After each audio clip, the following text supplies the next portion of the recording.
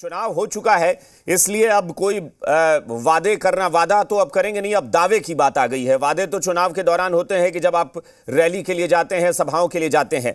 लेकिन यह बताइए कि अब जब वोटिंग हो गई है, वोटिंग प्रतिशत आ गया है, उसके बाद क्या अब भी आप अपने दावे पर कायम हैं कि महागठबंधन की एक तरफा जीत हो रही है? देखिए, हम लोग तो दावे करने वाले आदमी नहीं, हम लोग काम करने वाले लोग हैं। हमारे आदरणीय नीतीश कुमार ने जिस तरह बिहार में विकास और सामाजिक न्याय की स्थापना और धारा बह रही है उनके नेतृत्व में, तो ऐसी स्थिति में निश्चित रूप से हमारी प्रचंड बहुमत से विजय होगी वहाँ। और आपको ये भी बतला दें कि बीजेपी बौखला गई है और संजय जायसवाल ने दिल्ली में जो प्रेस कॉन्फ्रेंस किया है उसने पहले ही हार स्वीकार कर ली है। उन्होंने अभी ही से आरोप प्रत्यारोप प्रारंभ कर दिया है। तो स्पष्ट है कि बीजेपी तो स्वयं हार मान चुकी है और निश्चित रूप से वहाँ 75% जो पॉपुलेशन है वहाँ जो अपने सपनों का बिजनेस शुरू करने के लिए आपको कोई भी बैंक बिजनेस लोन नहीं दे रहा? बिजनेस लोन लेने का सीक्रेट जानना चाहते हो तो फ्रीडम ऐप को अभी डाउनलोड कीजिए। मतदाता है वो हमारे पक्ष में है और निश्चित रूप से हमारे आदरणीय नेता नीतीश कुमार के विकास कार्यों पर वहां की जनता मोहर लगाकर सामाजिक न्याय। अच्छा, लेकिन आपको नहीं, ये ठीक है, दावा तो सभी दल करेंगे और जब तक परिणाम नहीं आ जाए आप करते रहेंगे। लेकिन क्या आप वीआईपी या एआईएमआईएम को पूरी तरह से क्या नकार रहे हैं? क्या आप नहीं मानते कि उनका भी अस्तित्व है, उसे मानकर चल रहे हैं या नहीं चल रहे हैं? नहीं, पूर्व में भी जो अनुभव रहे हैं इन ऐसे पार्टियों के, वो तो वोट कटवा पार्टी है। आप जानते ही हैं कि जो ओवैसी हैं वो बीजेपी की बी टीम है और बीजेपी जब आपके हिसाब से वोट कटवा पार्टी की परिभाषा क्या है? मतलब वोट कटवा पार्टी तो अब 1200, 1400, 1500 कोई वोट ले तो बात समझ में आता है। अब कोई 10,000, 15,000 वोट ले, आप उसे भी वोट कटवा कह देंगे?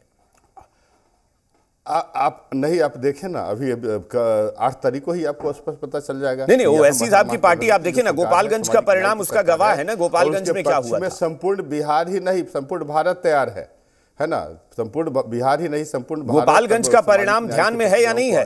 गोपालगंज का परिणाम है ध्यान में?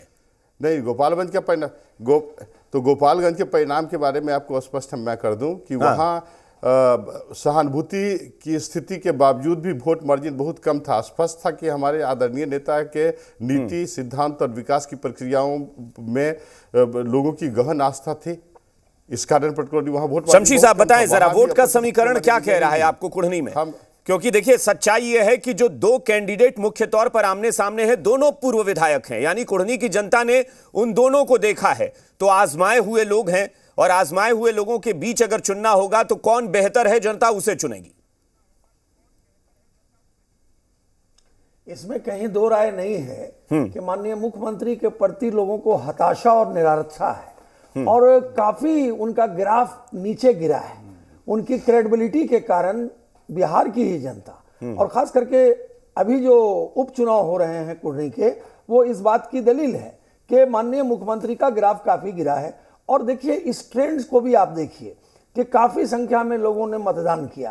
अब ये लोग इतने परेशान हो गए कि मतदान को डिस्टर्ब करने के लिए, जो पार्टी बीजेपी को वोट देने जा रहे हैं उसको डिस्टर्ब करने के लिए इस प्रकार का हथकंडा अपना रहे हैं। अब ये स्वीकार करने लगे हैं, स्वीकार करने लगे हैं साहब जो है ये अपने पराजय के कारणों का बखान करना शुरू कर दिया है इन्होंने।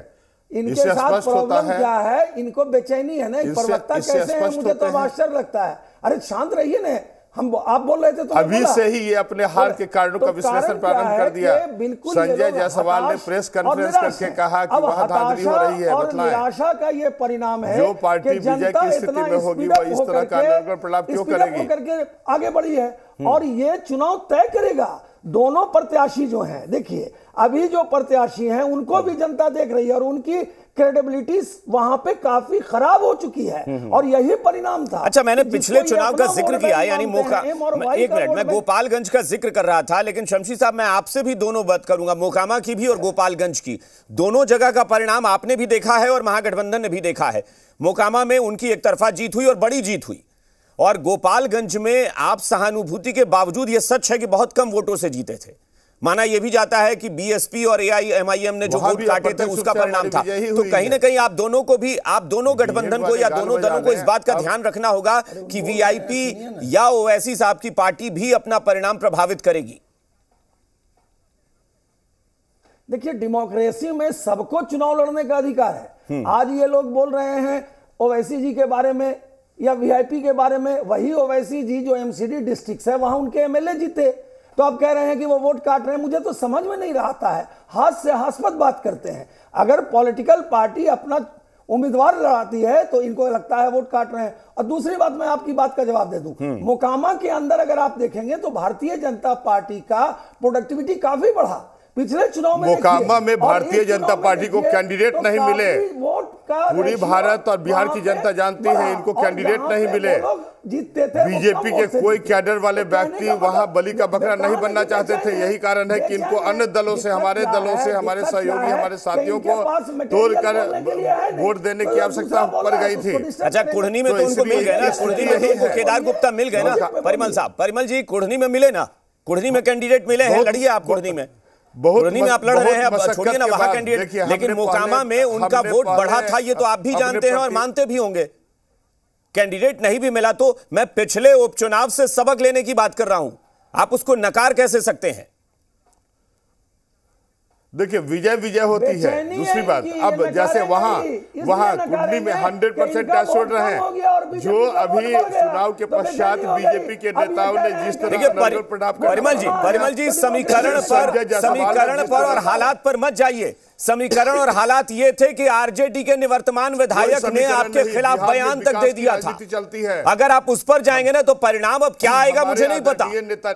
परिणाम भविष्य के गर्भ में 8 तारीख को आएगा, लेकिन आप मत भूलिए कि अनिल सहनी ने आपके कैंडिडेट के खिलाफ खुलकर बयान दिया था कि वो वोट काट रहे हैं, चूंकि इनको हार। देखिए, हमारे आदरणीय नेता नीतीश कुमार की सबसे बड़ी उपलब्धि यह है कि उन्होंने राजनीति की दिशा और दशा को बदल दी।